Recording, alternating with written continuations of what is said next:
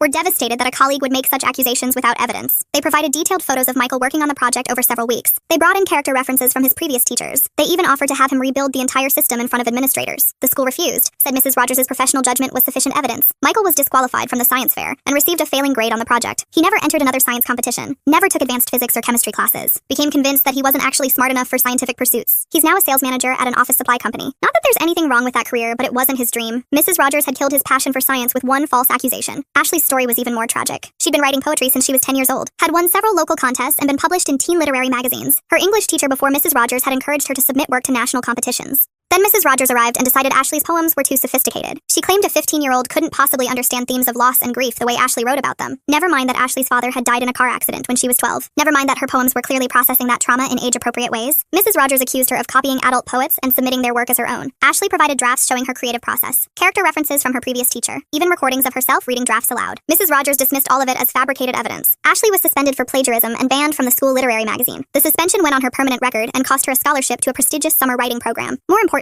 it destroyed her confidence as a writer. She stopped writing poetry entirely, convinced herself that Mrs. Rogers was right, that her work had been derivative and unoriginal. She developed severe anxiety around creative expression that lasted through college. She's now an accountant who hasn't written a poem in 20 years. Sometimes she thinks about starting again, but the fear of being called a fraud still paralyzes her. Mrs. Rogers had murdered a young artist's creative spirit over jealousy and spite. Samantha's case was particularly infuriating because it involved family history. She'd written a research paper about the Holocaust using her grandmother's first-hand accounts as a survivor. Her grandmother had kept detailed diaries during her time in hiding and had shared those stories with Samantha since childhood. The paper combined historical research with personal family narrative in a way that was both scholarly and deeply moving. Mrs. Rogers claimed it was too mature and showed graduate-level historical analysis. She refused to believe that a 16-year-old could synthesize primary and secondary sources so effectively. Samantha brought in her grandmother to testify about the family stories. Her grandmother, then 87 years old, sat in the principal's office and recounted her experiences during the war. She showed them the original diary pages and explained how she'd shared these memories with her granddaughter. Mrs. Rogers actually had the audacity to suggest that the grandmother was lying, that she was helping her granddaughter cheat by providing too advanced historical perspective. The disrespect was staggering. This was a Holocaust survivor being called a liar by a mediocre English teacher who couldn't accept that a teenager might be a gifted historian. Samantha was still suspended despite the family testimony. The incident was so traumatic that her grandmother stopped talking about the war entirely. She'd tried to pass on important historical memory to her granddaughter, only to have their family stories dismissed as academic fraud. She died 3 years later, taking those memories with her because she'd lost trust in anyone outside the family. Mrs. Rogers hadn't just destroyed a student's academic record, she'd severed a vital connection between generations and silenced an important historical witness. The more I learned about her other victims, the angrier I became. This wasn't just about bad teaching or poor judgment. This was systematic abuse of power designed to crush students who dared to excel. Mrs. Rogers had targeted young people during the most vulnerable period of their academic development. High school and middle school students who were just discovering their intellectual capabilities. She'd convinced them they were frauds, that their best work was somehow illegitimate. The psychological damage was profound and lasting. Many of her victims never fully recovered their confidence as students or professionals. They'd internalized her message that excellence was suspicious, that achievement beyond expectations was probably cheating. Some had changed career paths entirely to avoid fields where they might be accused of being too good. Others had settled for mediocrity rather than risk standing out and attracting scrutiny. Mrs. Rogers had created a generation of former gifted students who were afraid to shine, who second-guessed their abilities and downplayed their achievements, who chose safety over excellence because a teacher had taught them that success made you a target. I decided to organize a reunion of her victims for my book research. We met at a hotel conference room in Richmond, Virginia, roughly halfway between where most of us lived. 15 former students ranging in age from 25 to 38, all of us carrying scars from our encounters with Mrs. Rogers. The stories we shared over that weekend were both heartbreaking and infuriating. But there was also something healing about finally being in a room with people who understood, who knew what it felt like to have your integrity questioned by someone you'd trusted, who'd lived with the self-doubt and anxiety that comes from being falsely accused. We started calling ourselves the Rogers survivors, half joking but also serious. We'd all been through a form of educational trauma that was rarely recognized or discussed. The meeting was therapeutic in ways I hadn't expected. For years, each of us had carried these experiences alone. We'd wondered if we were overreacting, if the damage was really as serious as it felt. Being together proved that our responses were normal and justified. Mrs. Rogers had harmed all of us in similar ways. We compared notes on the long-term effects, trust issues with authority figures, imposter syndrome in professional settings, anxiety around performance evaluation. Several people had sought therapy specifically to deal with the academic trauma. Others had struggled with depression and self-worth issues that traced back to their false accusations. The psychological impact had been far more severe than anyone realized at the time. We also shared survival strategies and success stories. challenges, how we'd rebuilt our confidence and found ways to excel despite her sabotage, the careers we'd built and the achievements we'd accomplished, the ways we'd turned our experiences into motivation for fighting injustice. Many had gone into education themselves, determined to be the kind of teachers Mrs. Rogers wasn't. Others had become advocates for students' rights, or worked in fields focused on protecting vulnerable populations. We'd all been shaped by our encounters with corruption, but we'd channeled that experience into positive change. The reunion became an annual tradition. We stay in touch throughout the year, supporting each other through professional challenges and personal milestones. We've become a chosen family, bonded by shared trauma, but focused on collective healing. Some of us have collaborated on projects related to educational reform. Others have written memoirs or articles about their experiences. We've testified before school boards and legislative committees about the need for better protections against teacher abuse of power. Mrs. Rogers probably never imagined that her victims would band together like this, that her false accusations would create a network of advocates working to prevent similar injustices. She thought she was destroying individual students. Instead, she was creating a movement of survivors who would dedicate their careers to exposing educational corruption. The book I wrote about her case became a bestseller and sparked nationwide conversations about teacher accountability. It led to policy changes in several states requiring more rigorous evidence before academic dishonesty charges can be filed. Several school districts implemented new protocols for investigating cheating allegations. Students now have better protections and clearer appeal processes. The book also inspired other survivors of educational abuse to come forward with their own stories. I received hundreds of emails from people who'd experienced similar injustices. Teachers who'd falsely accused students of cheating, plagiarism, or other misconduct without proper evidence. Administrators who'd covered up teacher misconduct to protect their reputations. School board members who'd prioritized politics over students' welfare. The scope of the problem was much larger than I'd realized. Educational corruption takes many forms, and false accusations are just one piece of a larger puzzle. But they're a particularly insidious piece because they target students' core identity as learners. They make young people question their abilities and doubt their achievements. They teach students that excellence is dangerous, that standing out makes you a target. They create a culture of mediocrity where students learn to hide their talents rather than develop them. Mrs. Rogers represented everything wrong with that system. Her legacy isn't just the individual students she harmed, but the broader message she sent. That teachers' egos are more important than students' potential. That authority figures can destroy lives without consequences. That institutions will protect their own rather than seek justice for victims. But our legacy as her survivors is different. We've shown that students can fight back and win. That false accusations don't have to define your future. That trauma can be transformed into advocacy and positive change. That justice is possible, even when it takes years to achieve. Most importantly, we've proven that Mrs. Rogers failed in her ultimate goal. She wanted to crush our spirits and convince us we weren't as capable as we believed. Instead, we became more determined, more resilient, and more committed to excellence. We've achieved things she never could have imagined when she was trying to tear us down. We've used our experiences to help other students avoid the same fate. We've built careers and lives that prove her accusations were not just wrong, but ridiculous. We've become the kind of successful, confident, accomplished people she was probably jealous of all along. Her jealousy and insecurity drove her to try to destroy us. Our resilience and determination ensured that she only made us stronger. In the end, that's the real lesson of the Rogers case. Corrupt authority figures may have temporary power to harm innocent people, but they can't control how those people respond to injustice. They can't prevent victims from finding each other and supporting each other. They can't stop survivors from using their experiences to create positive change. Mrs. Rogers thought she was writing the end of our stories when she falsely accused us. She was actually writing the beginning of our real journeys. The paths we've taken since her accusations have been more meaningful and impactful than anything we might have achieved if she'd left us alone. She inadvertently gave us a mission and a purpose that has defined our adult lives. We owe her nothing for that. She caused tremendous pain and damage that can never be fully undone, but we've taken control of the narrative and turned her attempt at destruction into a catalyst for justice. That's probably the best revenge we could have asked for, and it's a victory she'll never be able to take away from us. 20 years from now, when people remember the Rogers case, they won't remember her as a teacher who exposed cheating students. They'll remember her as a corrupt educator who was brought down by the very students she tried to destroy. They'll remember us as the survivors who refused to be silenced and fought back against institutional injustice. They'll remember this as a story about resilience triumphing over abuse of power. That's the legacy I can live with. That's the story I'm proud to have been part of. And that's the message I hope other students will take from our experience. Fight back when you're falsely accused. Document everything and never give up. Find allies and build support networks. Use your voice to prevent others from suffering the same injustice. Turn your trauma into advocacy and your pain into purpose. Don't let corrupt authority figures write your story for you. Mrs. Rogers tried to convince me I was a cheater and a fraud. Instead, she taught me to be a fighter and a truth teller. That's not the lesson she intended to teach, but it's the one that mattered most.